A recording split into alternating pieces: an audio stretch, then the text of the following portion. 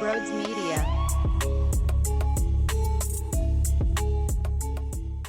That was my favorite series of the season. You heard that correctly, which is so ironic, considering when I saw the schedule, I wrote it off as most likely a blah series. Whatever happened against Colorado, that nonsense, blah. Pittsburgh, blah. The A's losing a billion games in a row, I don't know how it will be anything else other than blah. But then the games were played. Ho, ho, ho, ho. And it's a shame that game 3 on Sunday afternoon finished the way that it did because Luzardo struggles, right? And then what? Oh my fucking God. Ew. Right? But then Matt Strom. Trey Turner gives you the lead. You think, wow. More on Trey Turner in a minute. But then Matt Strom. JT Realmuto grounding out into a double play. He does that way too often. He does that way too much. He kills potential rallies. It's a shame. But what happened at 2 a.m., technically Sunday morning, but it was Saturday night's game. That was the most needle-moving game I've seen all year. That was a game where I said, whoa, that hit different. That felt different.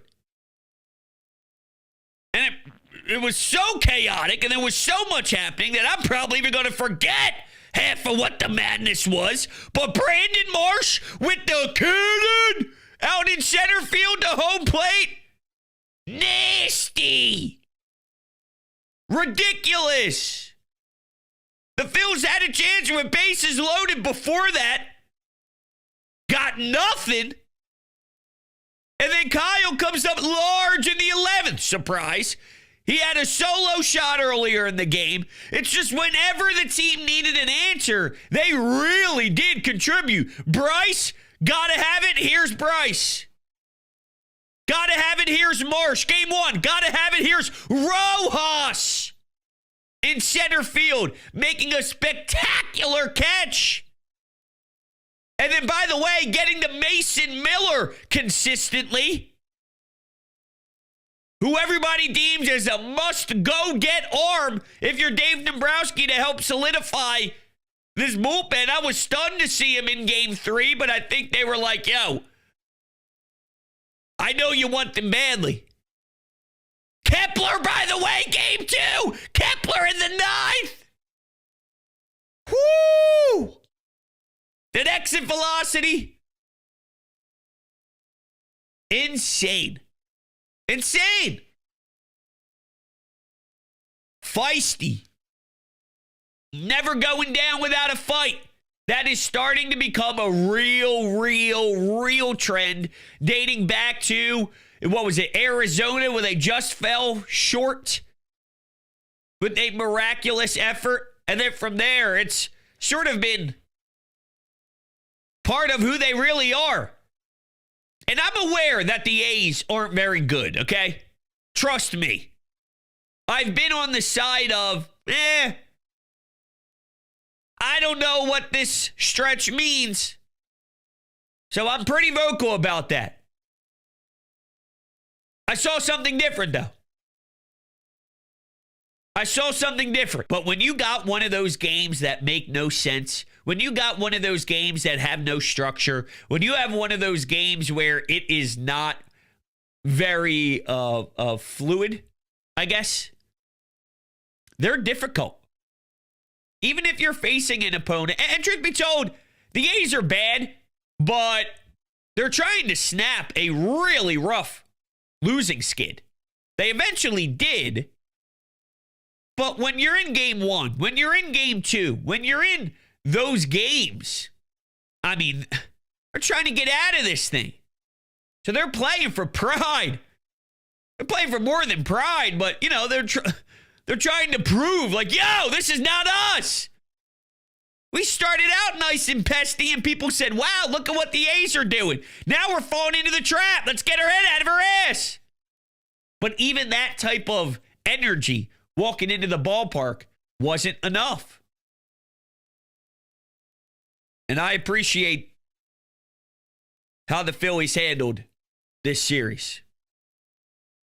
Now listen, there's a huge, huge story that I need to get to. For the first time in a long time, and I mean a long time, and I mean a long time, I asked the question, when Trey Turner hit that solo shot to take the lead in Game 3 that they eventually lost, do we have the $300 million Trey Turner? Do we have him? It's been 2 years. And no, last year's 295 was not it. He started out well. Then there was that hammy something leg injury that knocked him out a couple of weeks. And then it just wasn't the same as it was when I enjoyed Trey. Then he fell off a cliff and then he was useless. And no. And who knows? There's a lot of baseball left to be played. I have no idea what's going to transpire over the next couple of months. But for the first time in a long time, watching him at the plate, and by the way, 310, 312, 313, big difference from 295. It's a big difference. 20-something points, big difference. Especially when you're hitting at that high of a clip. Different. Do we have the $300 million man? Because for a long time, I never knew if we would. For a long time, I never knew if it would ever live up to that type of cash, for that type of money, for that type of contract. I never thought it would. I'm not saying it is. I'm asking if we finally do have it, though.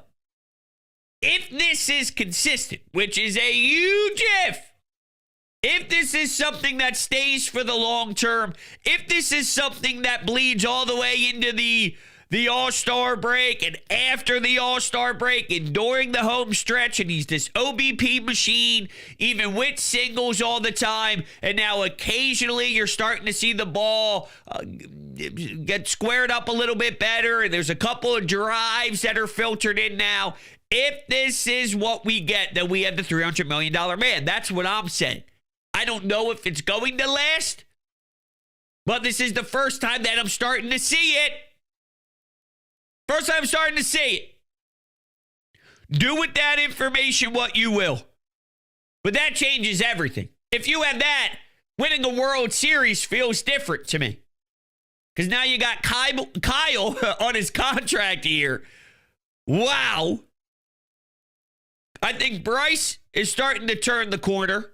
Still looking for a little more, but starting to turn the corner.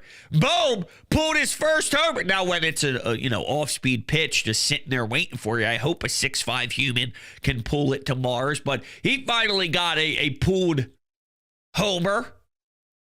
That was an electric shot. It's starting.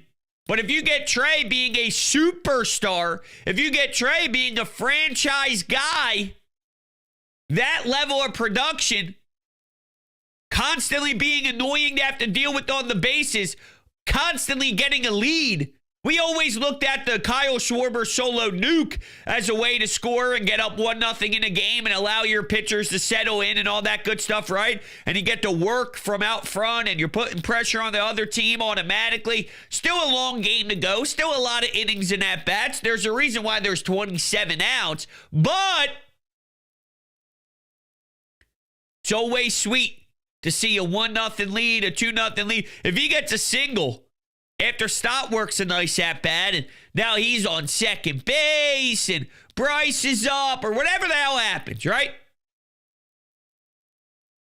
You're putting traffic on early and finding a way to generate life and a pulse and get a lead with the blink of an eye.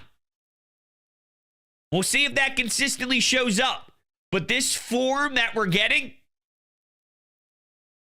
it's a huge development in my Trey Turner watch. And that could be the difference of winning a World Series or not.